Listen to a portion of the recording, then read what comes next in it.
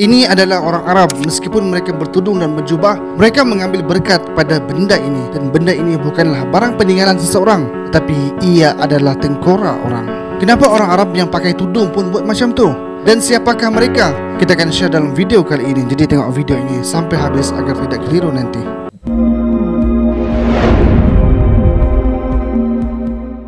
Assalamualaikum warahmatullahi wabarakatuh. Sahabat semua, apa khabar? Semoga sehat selalu. Bagi yang belum subscribe, saya Hashim. Bagi yang dah subscribe, terima kasih. Pertama sekali saya nak ucapkan terima kasih kepada sahabat semua yang terus support channel ini. Dan bagi membantu channel ini terus berkembang, boleh tekan like dan komen pendapat anda di bawah. Baiklah sahabat semua, hari ini saya nak share mengenai satu video yang telah beredar sekarang. Itu kelakuan yang boleh dikatakan ritual yang dilakukan oleh beberapa kelompok yang nampak seperti Islam, sebab memakai jubah, pakai tudung seperti mana kebiasaan orang Islam kita. Cumanya kelakuan mereka sahaja yang agak luar biasa, yang agak lain lah. Saya tengok sendiri pun memang terkejut. Korang yang tengok nanti dia pun mesti akan terkejut, sebab ia pelik dan lain daripada yang lain. Tanpa membuang masa, jom kita tengok sama-sama dan kita akan bahas sama-sama.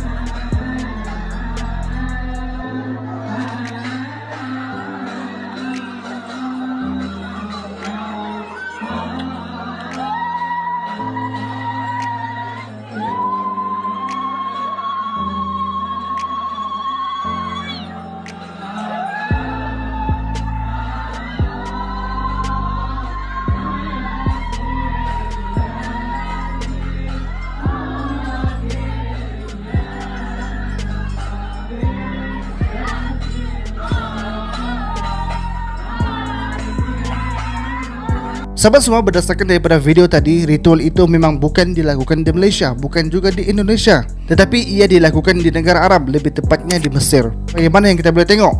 Orang-orang yang berada dalam video itu memakai jubah dan juga terlihat makcik ataupun kaum wanita memakai tudung ataupun hijab. Meskipun mereka terlihat sebagai komuniti Muslim, disebabkan cara pakai dan juga dendangan kasidah dengan bait-bait Arab yang mereka alunkan beramai-ramai, tetapi hakikatnya mereka semua itu bukanlah Islam. Mereka itu adalah kelompok Kristian.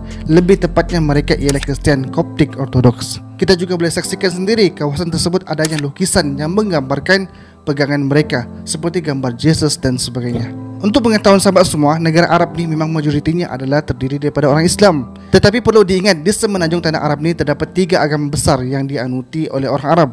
Pertama ialah agama Islam, disebabkan dekatnya baginda Nabi SAW, juga kerana baginda Nabi adalah orang Arab. Yang kedua agama Yahudi. Ia yang juga wujud disebabkan tanah Arab ini ramainya yang diutuskan para nabi daripada kalangan Bani Israel. Jadinya adanya kelompok dan juga komuniti mereka yang kebanyakan mereka ini hanya beriman kepada Nabi Musa AS.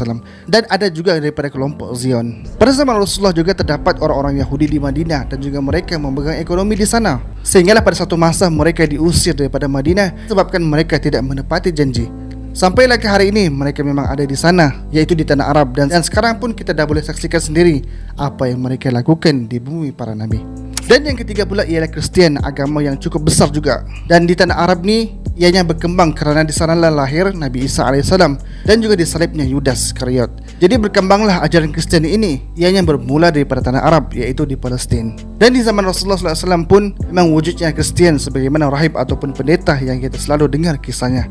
Juga penghijrahan sahabat-sahabat Nabi yang pergi ke Habsyah dan sebagainya. Jadinya sahabat semua, setiap negara Arab ni mempunyai komuniti orang Kristian sendiri, kecuali Arab Saudi. Jadi secara asasnya memang ada dah komuniti Kristian itu tersendiri, seperti di Syria, di Lebanon, di Palestin dan negara-negara yang lain. Dan komuniti Kristian terbesar di tanah Arab ialah di Mesir, sekitar 15 juta ataupun lebih populasi mereka.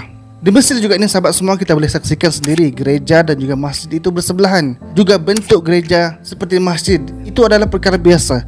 Jadinya orang Kristian di Mesir ni, mereka menyanyi dan mengamalkan agama Kristian dengan menggunakan bahasa Arab, sebab mereka adalah orang Arab.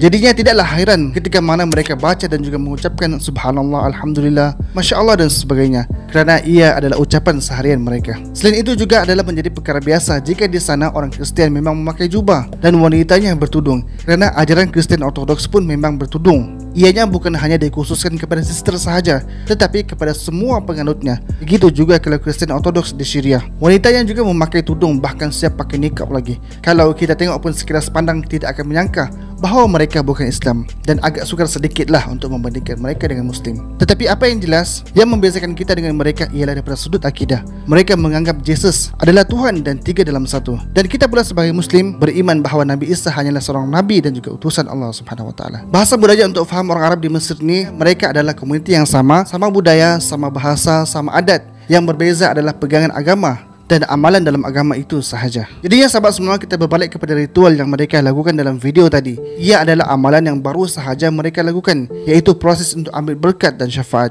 dengan menyentuh tengkorak dan diarak sekeliling. Untuk pengetahuan sahabat semua, terdapat beberapa dakwaan mengenai perkara tersebut, tapi fakta sebenarnya ialah yang ketiga. Baiklah, yang pertama, ada yang mendakwa kepala yang mereka sentuh ramai-ramai itu adalah kepala seorang pop ataupun pendeta yang telah pun lama meninggal dunia.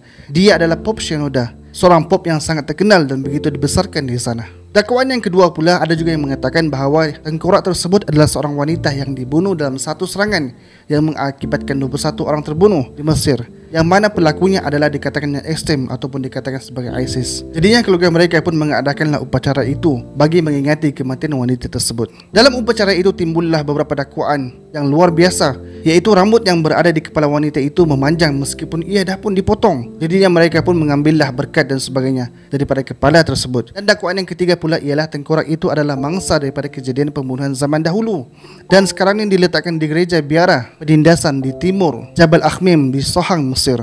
Sebuah biara yang dibina pada abad ke-4 Masehi dan dikaitkan dengan Mezbah Akhmim, iaitu pembunuhan beramai-ramai yang berlaku pada 304 Masehi, yang mana 20 orang telah mati, dianggap sebagai salah satu pembunuhan beramai-ramai yang paling teruk di dalam sejarah Kristian.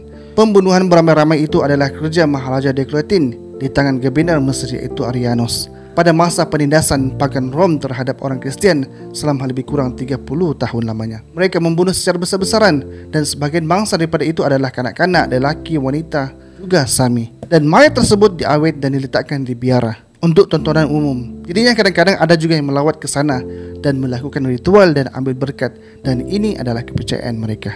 Dekat Mesir ni sahabat semua, bab-bab mayat ni memang perkara dah biasa bagi mereka. Sehingga kan dulu pun mereka jual mayat Fir'aun ataupun mayat-mayat yang diawet di piramid, itu adalah perkara biasa bagi mereka. Dan kalau orang Nusantara hanya ambil berkat pada kubur sahaja, tetapi mereka lebih dahsyat, iaitu mereka ambil berkat kepada kepala orang yang dah pun mati, dibawa keliling pula. Mereka mendakwa itu adalah sejarah pembunuhan terhadap Kristian secara beramai-ramai, paling tragik, tetapi sebenarnya itu perkara kecil sahaja. Kerana hari ini saudara Islam kita dah pun syahid lebih kurang 40,000 orang di bumi Anbiya. Semua orang tutup mata. Bukan 30 orang, bukan 20 orang, tetapi 40,000 orang. Dan ribuan lagi melarat. Sahabat semua, sebagai peringatan dan pengajaran, yang hidup akan mati dan yang mati akan membawa bekal atas apa amalan, kepercayaan dan kelakuan mereka di muka bumi ini. Setelah seorang itu mati, maka ia tidak dapat lagi kembali ke bumi ini. Nak buat baik, nak beramal, nak sedekah dan sebagainya tidak lagi dapat dilakukan setelah mati, kerana terputuslah segalanya. Meskipun mereka nak balik semula, Allah tidak berikan, sebagaimana Allah rakamkan ucapan mereka di dalam Al-Quranul Karim. Walau tara izil mujrimuna nakisu ru'usihim 'inda rabbihim rabbana absarna wa sami'na farji'na na'mal salihan inna muqinun. Yang bermaksud, dan sungguh ngeri sekiranya engkau melihat ketika orang-orang yang berdosa itu menundukkan kepalanya di hadapan Tuhan mereka dalam keadaan malu dan hina, sambil merayu, wahai Tuhan kami, kami telah melihat dan mendengar dengan sejelas-jelasnya akan segala yang kami ingkari dahulu. Maka kembalikanlah kami ke dunia supaya kami mengerjakan amal-amal yang baik. Sesungguhnya kami sekarang telah yakin, tetapi perkara itu tidak akan berlaku. Sahabat semua, hidup di dunia ini adalah ladang untuk kita bercucuk tanam. Hasilnya nanti kita akan bawa sebagai bekal. Dan paling penting, ladang itu kenalah tanahnya yang subur, bukan tanah kapur. Itulah akidah Islamiyah, kerana hanya Islamlah sahaja yang Allah redai di sisinya. Dan bekal yang paling besar adalah takwa. Jadinya akhir sekali, semoga Allah hidupkan kita dalam keadaan beriman dan matikan kita dalam keadaan beriman, dan juga mati dalam keadaan Muslim, bukan selainnya. Jadi cukup sekedar itu sahaja. Jika video ini bermanfaat, share sekarang. Assalamualaikum warahmatullahi wabarakatuh.